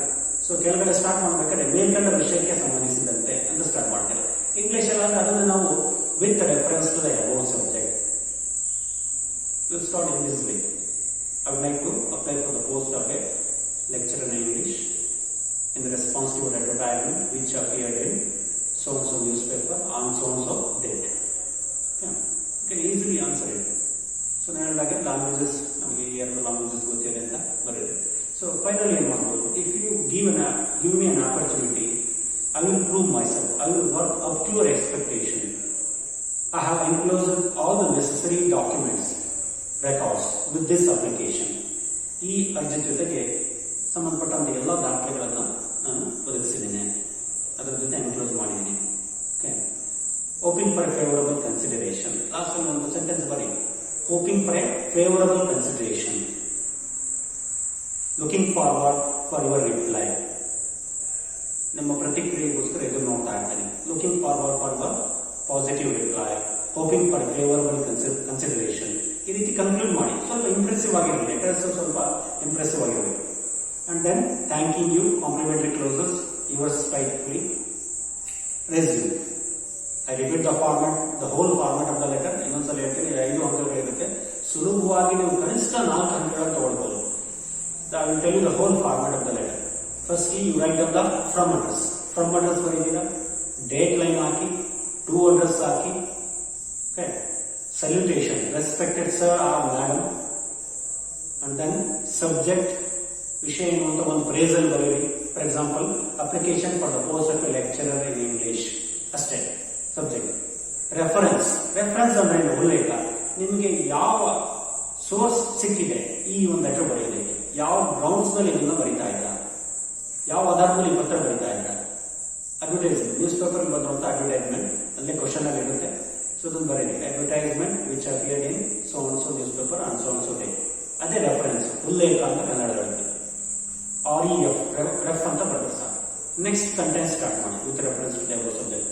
ಓಕೆ, ಅದಾದ ನಂತರ ಥ್ಯಾಂಕಿಂಗ್ ಯು, ಅದನ್ನ ಕಾಂಪ್ಲಿಮೆಂಟರಿ ಕ್ಲೋಸರ್ಸ್ ಅಂತ ಕರಿತೀವಿ. Yours faithfully, put your signature and resume or biodata. Again, in resume you can add name, your date of birth, age, educational qualification, languages known, working experience, other skills. Okay, you can add all these things, you can include all these things in your resume or biodata. Biodata ಇಷ್ಟು ಅಂಶಗಳನ್ನು ಸೇರಿಸಬಹುದು. Okay, if you just write down all these things, the letter will be complete. ಅದೊಂದು ಪರಿಪೂರ್ಣವಾದಂತಹ ಒಂದು ಪತ್ರ ಆಗಿರುತ್ತೆ. So next, coming to the next question, speech preparation. Speech preparation ಬಂದ್ರೆ most of the students find it very difficult to answer. Speech preparation ತುಂಬಾ ಕಷ್ಟ. ಕನ್ನಡದಲ್ಲಿ ಭಾಷಣ ಮಾಡಿದ್ರೆ ನಮ್ಮ ಜನ ತುಂಬಾ ಚೆನ್ನಾಗಿ ಭಾಷಣ ಮಾಡ್ತಾರೆ. ಇಂಗ್ಲಿಷಲ್ಲಿ ಭಾಷಣ ಅಂದ್ರೆ ಸ್ವಲ್ಪ ಹಿಂದೆ ಹೋಗ್ತಾರೆ. ಕಾರಣ ಭಾಷೆ ಸಮಸ್ಯೆ. ನಾನು ಅದನ್ನ ನಮ್ಮ ವಿದ್ಯಾರ್ಥಿಗಳಿಗೆ ಹೇಳ್ತಾ ಇದ್ದಾರೆ, ಸಮಸ್ಯೆ ಇರೋದು ಸಬ್ಜೆಕ್ಟ್ ಅಲ್ಲ, ಭಾಷೆ ಅರ್ಥ ಆಗ್ತಾ ಇಲ್ಲ ಅನ್ನೋ ಕಾರಣಕ್ಕೆ ಬಹಳ ಜನ ಸ್ವಲ್ಪ ಇಂಜರಿ ಇದೆ. So again I will tell you, there are 3 steps here in speech preparation. Firstly, you focus on introduction, addressing the gathering. There are some students in front of you, there are your lecturers and some distinctive dignitaries from different areas. You have to address the gathering. ಎದುರಿಗೆ ಕೊಡ್ತಿರುವಂಥ ವಿದ್ಯಾರ್ಥಿಗಳಾಗ್ಬೋದು, ವೇದಿಕೆ ಮೇಲೆ ಇರುವಂಥವ್ರು, ಅವರನ್ನು ಉದ್ದೇಶಿಸಿ ನೀವು ಮಾತಾಡಬೇಕು. ಅವ್ರನ್ನ address ಮಾಡೋದು ಮುಖ್ಯ. ಅದನ್ನು ಸಂಬೋಧಿಸುವಂತ ಪದಗಳಿರುತ್ತಲ್ಲ, that should be very impressive. Just recall the speech given by Swami Vivekananda in Chicago conference. So the speech became very popular, very famous, just because of the addressing words. Or words that the dear brothers and sisters of America. That word or phrase itself became very popular. So to address the gathering is very, very important. Okay, if you impress the audience, no, in the initial stage itself, your work will be very easy. First impression is the best impression. ಮೊದಲು ನೀವು ಬಳಸಬೇಕಾದ ಪದಗಳಿರುತ್ತಲ್ಲ, you have to select some good words to address the gathering. For example, honorable principal, respected lecturers, distinctive dignitaries who are on the dais and off the dais. It's my pleasure to be a part of this function. It's a great honor for me to introduce the chief guest or to give the welcome speech. It depends on the question again. Question ಅಲ್ಲಿ ಏನು ಕೊಟ್ಟಿರ್ತಾನೋ ಆ situation ನೋಡ್ಕೊಂಡು ನೀವು ಬಳಸಿ. You have to use some specific words. That using specific words is very important in speech. ಭಾಷಣ ಮಾಡಬೇಕಾದ್ರೆ ಆ ಒಂದು ಪರ್ಟಿಕ್ಯುಲರ್ ವರ್ಡ್ಸ್ ಗಳನ್ನ ಬಳಸೋದು ತುಂಬಾ ಮುಖ್ಯ. ನಾವು ಸಾಮಾನ್ಯವಾಗಿ ಮಾತಾಡೋದಕ್ಕೂ ಭಾಷಣ ಮಾಡೋದಕ್ಕೂ ವ್ಯತ್ಯಾಸ ಇರಬೇಕು ನನ್ನ ಪ್ರಕಾರ. ನಾವು ಸುಮ್ಮನೆ ಆಡೋ ಭಾಷೆಯಲ್ಲಿ ನಾವು ಸಾಮಾನ್ಯವಾಗಿ ಮಾತಾಡ್ತಾ ಇರ್ತೀವಿ ದೈನಂದಿನ ಜೀವನದಲ್ಲಿ. ಒಂದು ಭಾಷಣದ ವ್ಯತ್ಯಾಸ ಎಲ್ಲಿರುತ್ತೆ ಅಂದ್ರೆ ಅವನು ಬಳಸೋ ವರ್ಡ್ಸ್ಗಳಲ್ಲಿ. You must use the good words in the good order. ಒಂದು ಪರಿಣಾಮಕಾರಿ ಭಾಷೆ ಇದ್ರೆ ಉತ್ತಮವಾದಂಥ ಪದಗಳನ್ನು, ಅತ್ಯುತ್ತಮವಾದಂಥ ನಿರ್ದಿಷ್ಟವಾದ ಪದಗಳನ್ನು ನಿರ್ದಿಷ್ಟವಾದ ಸ್ಥಳದಲ್ಲಿ ಬಳಸೋದ್ರಲ್ಲಿರುತ್ತೆ ಭಾಷೆಯ ಒಂದು ಪರಿಣಾಮಕಾರಿಯಾಗಿರ್ಬೇಕಂದ್ರೆ ಅದನ್ನು ನಾವು ಕರೆಕ್ಟಾಗಿ ತಿಳ್ಕೊಂಡು ಬಳಸಬೇಕಾಗುತ್ತೆ. So you have to address the gathering with some specific words, some objectives, good objectives. And then you have to develop the speech on the basis of the given points. ಅಲ್ಲೇ ಕೆಲವು ಪಾಯಿಂಟ್ಸ್ ಗಳನ್ನು ಕೊಟ್ಟಿರ್ತಾರೆ. Speech preparation ಅಲ್ಲಿ ನಮಗೆ ಕೆಲವು points ಗಳನ್ನು question ಅಲ್ಲೇ ಕೊಡ್ತಾರೆ, ಯಾವ ಪಾಯಿಂಟ್ಸ್ ಮೇಲೆ ಆ ಸ್ಪೀಚ್ ಅನ್ನು ಡೆವಲಪ್ ಮಾಡಬೇಕು ಅಂತ. So depending upon the given points you have to develop the speech. ಅದು ಎರಡನೇ ಪಾರ್ಟ್. ಮೊದಲು addressing the gathering, second part ಬಂದ್ಬಿಟ್ಟು ಅಲ್ಲಿ ಕೊಟ್ಟಿರೋ ಪಾಯಿಂಟ್ಸ್ ಬೇಸ್ ಮೇಲೆ ನೀವು ಸ್ಪೀಚ್ ಅನ್ನು ಡೆವಲಪ್ ಮಾಡೋದು, ಸ್ವಲ್ಪ ಎಲಾಬ್ರೇಟ್ ಮಾಡಿ. ಅಲ್ಲಿ ಏನೋ ಒಂದು ಸೆಂಟೆನ್ಸ್ ಕೊಟ್ಟಿರ್ತಾನೆ. For example, education, MSc in botany, ಯಾರೋ ಒಂದು ಇಂಟ್ರೊಡ್ಯೂಸ್ ಮಾಡಬೇಕು ಚೀಫ್ ಗೆಸ್ಟ್ ನ, ಅಲ್ಲಿ MSc ಇನ್ ಬಾಟನಿ ಅಂತ ಕೊಟ್ಟಿದ್ದಾರೆ. So he has completed MSc in botany. He is an MSc in botany. Complete sentence ಅದನ್ನೇ ಒಂದು ಸೆಂಟೆನ್ಸ್ ಮಾಡ್ಬೋದು. ಅವ್ನು ಎಜುಕೇಶನ್ ಅಂತ ಕೊಟ್ಟಿದ್ದಾನೆ, MSc ಇನ್ ಬಾಟನಿ ಅಂತ ಅಷ್ಟೇ ಕೊಟ್ಟಿದ್ದಾನೆ ಕೋಲನ್ ಆಗಿ. ನೀವು ಅದನ್ನು ಬಳಸ್ಕೊಂಡು ಒಂದು ಸೆಂಟೆನ್ಸ್ ಮಾಡ್ಬೋದು. ಹೇಗೆ? he is an MSc in botany ಅಥವಾ he has completed MSc in botany, he has studied MSc in botany. All the sentences mean the same. There is no difference as such in terms of meaning, but the ways of expressing it is different. ನೀವು ಅದನ್ನ ಬೇರೆ ಬೇರೆ ರೀತಿಯಲ್ಲಿ ಬೇರೆ ಬೇರೆ terms ಗಳಲ್ಲಿ express ಮಾಡ್ತೀರಾ, but ಆ ಸೆಂಟೆನ್ಸಸ್ ಬಳಸೋದು ಬಹಳ ಮುಖ್ಯ. ಕೊಟ್ಟಿರೋ ಪಾಯಿಂಟ್ಸ್ ಗಳನ್ನ ಬಳಸ್ಕೊಂಡು ಒಂದೊಂದು ಸೆಂಟೆನ್ಸ್ ಅನ್ನ ನೀವು ಕನ್ಸ್ಟ್ರಕ್ಟ್ ಮಾಡಬೇಕಾಗುತ್ತೆ. ಓಕೆ, ಫಾರ್ ಎಕ್ಸಾಂಪಲ್ ಈಗ participated in republic day parade ಅಂತ ಇದೆ. ಈ participated in republic day parade. Okay, got many medals in NSC ಅಂತ ಇದೆ. ಈ ಗಾಟ್ ಮೆನಿ ಮೆಡಲ್ಸ್ ಇನ್ NCC. ಈಗ ನೀವು ಏನನ್ನು ಬಳಸ್ತೀವಿ, ಬರೀ ಒಂದು ಸಬ್ಜೆಕ್ಟ್ ಹಾಕಿದ್ರೆ ಒಂದು ಸೆಂಟೆನ್ಸ್ ಆಗುತ್ತೆ. ಕೆಲಸ ಅವನೇ ಕೊಟ್ಟಿರೋ ಪಾಯಿಂಟ್ಸ್ ಬಳಸ್ಕೊಂಡು ಒಂದೊಂದು ಸಬ್ಜೆಕ್ಟ್ ಹಾಕಿದ್ರೆ ಒಂದು ಸೆಂಟೆನ್ಸ್ ಆಗುತ್ತೆ. ಇಲ್ಲಿ ನೀವು ಅರ್ಥ ಮಾಡ್ಕೊಳ್ಬೇಕಾಗಿರೋದು ಆ ಕೊಟ್ಟಿರೋ ಪಾಯಿಂಟ್ಸ್ ಗಳಲ್ಲಿ ಏನ್ ಮಿಸ್ ಆಗಿದೆ, ಸಬ್ಜೆಕ್ಟ್ ಹಾಕ್ಬೇಕಾ, ವರ್ಬ್ ಹಾಕ್ಬೇಕಾ, ಏನ್ ಹಾಕಿದ್ರೆ ಅದು ಕಂಪ್ಲೀಟ್ ಸೆಂಟೆನ್ಸ್ ಆಗುತ್ತೆ. ಅದೇ ಸೆಂಟೆನ್ಸ್ ಬಳಸ್ಕೊಂಡು ಒಂದು ಸೆಂಟೆನ್ಸ್ ಹೇಗೆ ಮಾಡೋದು ಅವ್ನು ಕೊಟ್ಟಿರೋ ಪಾಯಿಂಟ್ಸ್ ಗಳನ್ನ. ಸಬ್ಜೆಕ್ಟ್ ಮಿಸ್ ಆಗಿದ್ರೆ ಬರೀ ಸಬ್ಜೆಕ್ಟ್ ಹಾಕಿ, ಸಬ್ಜೆಕ್ಟ್ ವರ್ಬ್ ಹಾಕ್ಬೇಕಾದ್ರೆ ಎರಡನ್ನೂ ಹಾಕಿ. ಸೆಂಟೆನ್ಸ್ ಅಲ್ಲಿ ಏನಿದೆ ನಿಮ್ಗೆ ಗೊತ್ತಿದೆ, ಸೆಂಟೆನ್ಸ್ ಪ್ಯಾಟರ್ನ್ಸ್ ಹೇಗಿರುತ್ತೆ ಅಂತ. SVO, SVA, subject verb object, subject verb adverbial phrase, noun phrase ಇರುತ್ತೆ. ಸೊ ಏನ್ ಕೊಟ್ಟಿರೋ ಪಾಯಿಂಟ್ಸ್ ಅಲ್ಲಿ ಮಿಸ್ ಆಗಿದೆ ಸೆಂಟೆನ್ಸ್ ಮಾಡೋದಕ್ಕೆ, ಅದನ್ನ ನೀವು ಅಲ್ಲಿ ಆಡ್ ಮಾಡಿದ್ರೆ, ಫಿಲ್ ಮಾಡಿದ್ರೆ it will be complete sentence. So in this way you have to develop the whole speech on the basis of the given points. So finally, coming to the last part of the speech, conclusion. You have to conclude the speech by giving thanks to those who have given an opportunity to speak in front of the audience. ಅಲ್ಲಿ ಎಲ್ಲರೂ ಒಂದು ನಿಂತ್ಕೊಂಡು ಮಾತಾಡೋದಕ್ಕೆ ಅವಕಾಶ ಕೊಟ್ಟಂತಹ ಒಂದು ವೇದಿಕೆಗೆ ನೀವು ಥ್ಯಾಂಕ್ಸ್ ಹೇಳಿ. You have to convey thanks to those who have given an opportunity to speak on that occasion. ಆ ಸನ್ನಿವೇಶದಲ್ಲಿ ಮಾತಾಡೋದಕ್ಕೆ ನಿಮ್ಗೆ ಅವಕಾಶ ಕೊಡೋದಕ್ಕೆ ಥ್ಯಾಂಕ್ಸ್ ಹೇಳ್ತಾರೆ. ಇಟ್ಸ್ ಥ್ಯಾಂಕ್ಸ್ ಗಿವಿಂಗ್ ಅಂತ ಹೇಳಿದ್ವಿ. You have to convey your thanks.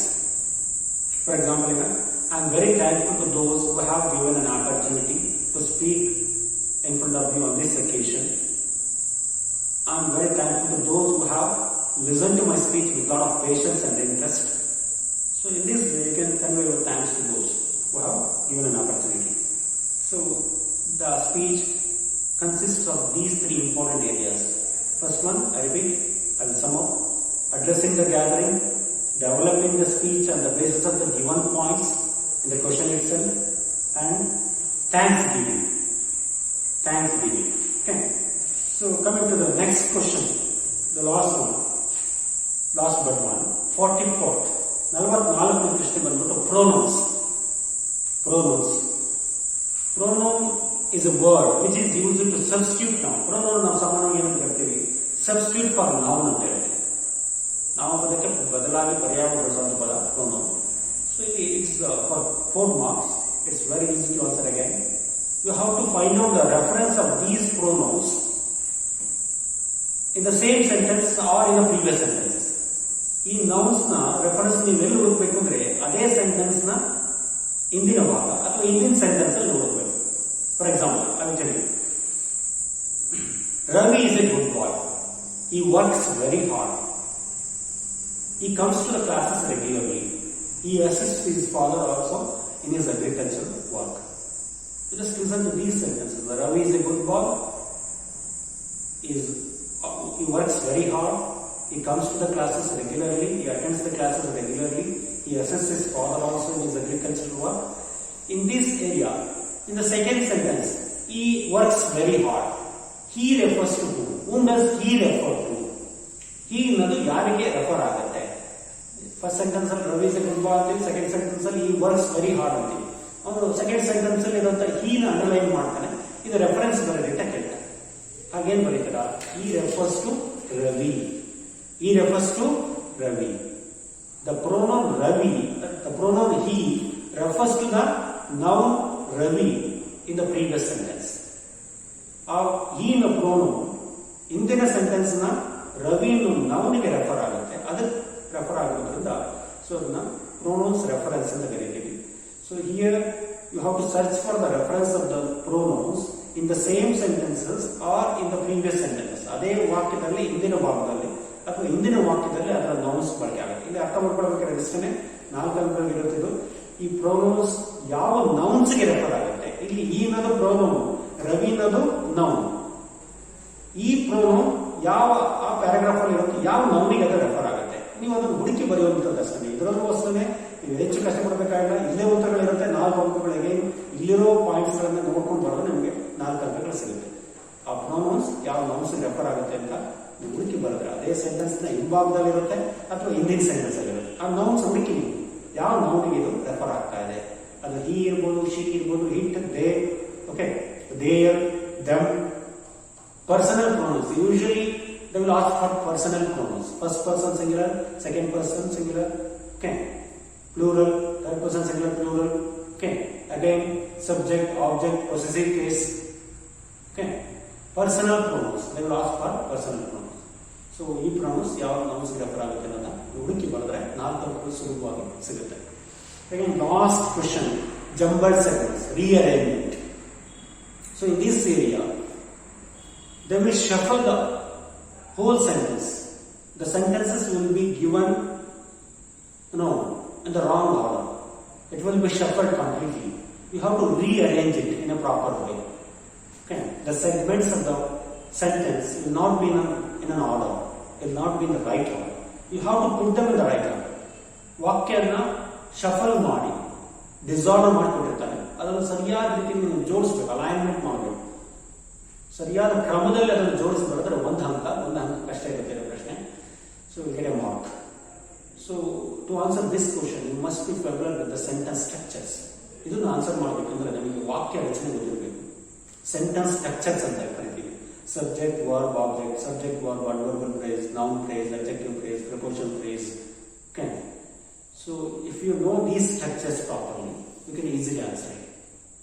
So one more thing, all the sentences begin with generally nouns or pronouns. ಬಹಳಷ್ಟು ಸಂದರ್ಭಗಳಲ್ಲಿ ಸೆಂಟೆನ್ಸಸ್ ಪ್ರಾರಂಭ ಆಗೋದು ಸ್ಟೇಟ್ಮೆಂಟ್ಸ್ ಗಳಾದ್ರೆ, ಅಸರ್ಟಿವ್ ಸೆಂಟೆನ್ಸ್ ಗಳಾದ್ರೆ ಪ್ರಾರಂಭ ಆಗೋದು ನೌನ್ ಅಥವಾ ಪ್ರೊನೌನ್ ಇಂದ. ಓಕೆ, ನೀವು ಯಾವ್ದಾದ್ರು ಸೆಂಟೆನ್ಸ್ ನೋಡಿ, ಸಾಮಾನ್ಯ ಸ್ಟೇಟ್ಮೆಂಟ್ಸ್ ಗಳಾಗಿದ್ರೆ ಅದು ನೌನ್ ಇಂದ ಸ್ಟಾರ್ಟ್ ಆಗುತ್ತೆ ಅಥವಾ ಪ್ರೊನೌನ್ ಇಂದ ಸ್ಟಾರ್ಟ್ ಆಗುತ್ತೆ ವಾಕ್ಯಗಳು. ಹಾಗೆ ನೀವು ಯಾವ್ದ್ರಿಂದ ಸ್ಟಾರ್ಟ್ ಮಾಡಬೇಕು ಅನ್ನೋದು ಮುಖ್ಯವಾಗಿ ಗೊತ್ತಾಗ್ಬೇಕು ನಿಮಗೆ. ಫಸ್ಟ್ ಸಬ್ಜೆಕ್ಟ್ ಹಾಕಬೇಕು, ಯಾವ ಸಬ್ಜೆಕ್ಟ್ ಅಲ್ಲಿ ಯೂಸ್ ಆಗಿದೆ ಅದು ನೋಡಿ. ನೆಕ್ಸ್ಟ್ ವರ್ಬ್ ಹಾಕಬೇಕು, ನಂತರ ಆಬ್ಜೆಕ್ಟ್ ಹಾಕಬೇಕು. ಆಬ್ಜೆಕ್ಟ್ ಇಲ್ಲ ಅಂದ್ರೆ ಅಡ್ವರ್ಬಲ್ ಫ್ರೇಸ್ ಇರುತ್ತೆ, ನೌನ್ ಫ್ರೇಸ್ ಇರುತ್ತೆ, ಪ್ರಪೋಷನ್ ಫ್ರೇಸ್ ಇರುತ್ತೆ. ಸೊ ಅವುಗಳನ್ನು ಲಾಸ್ಟ್ ಹಾಕಿ. ಇನ್ ಕೇಸ್ ಕೊಟ್ಟಿರೋದೇ ಕ್ವಶನ್ ಆದ್ರೆ WHO ಇಂದ ಸ್ಟಾರ್ಟ್ ಆಗಿರುತ್ತೆ, ಕ್ವಶನ್ ಮಾರ್ಕ್ ಇದ್ದೇ ಇರುತ್ತೆ ಅಲ್ಲಿ ಹುಡುಕಿ. ಕ್ವಶನ್ನೇ ಅವ್ರು ಕೊಟ್ಬಿಟ್ರೆ ಅಕಸ್ಮಾತ್ ಕ್ವಶನ್ ವರ್ಡ್ ಅದು WHO ವರ್ಡ್ ಬಳಸಿರ್ತಾರೆ, ಲಾಸ್ಟ್ ಕ್ವಶನ್ ಮಾರ್ಕ್ ಇರುತ್ತೆ. ಹಾಗಾಗಿ ಅದನ್ನು WHO ಇಂದಲೇ ಸ್ಟಾರ್ಟ್ ಮಾಡಿ, ಲಾಸ್ಟ್ ಕ್ವಶನ್ ಮಾರ್ಕ್ ಬರುತ್ತೆ. ಸೊ ಈ ರೀತಿ ಸೆಂಟೆನ್ಸ್ ಸ್ಟ್ರಕ್ಚರ್ಸ್ ಅನ್ನ ನೀವು ಸ್ವಲ್ಪ ಗಮನಿಸಿದ್ರೆ ಖಂಡಿತ ರಿಅರೇಂಜ್ಮೆಂಟ್ ಮಾಡಬಹುದು ಸೆಂಟೆನ್ಸ್.